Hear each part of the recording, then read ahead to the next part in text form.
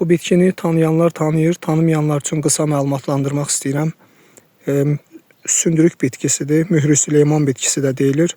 Latın adı Polygonatum multiflorumdur. Çox güclü antiparazital bir bitkidir. Bağırsaq sistemində olan qurtlara və parazitlərə qarşı çox təsirlidir.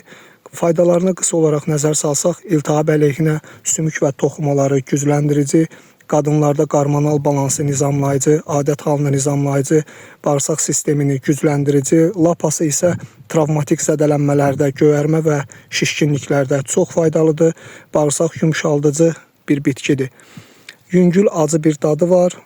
Çiğ halda toksik bir bitkidir, yüngül toksik bir bitkidir, amma bişirildikdə çox faydalı, iştah açıcı, acı, yüngül acılı bir bitkidir. Mührü Süleyman bitkisi, sündürük bitkisi.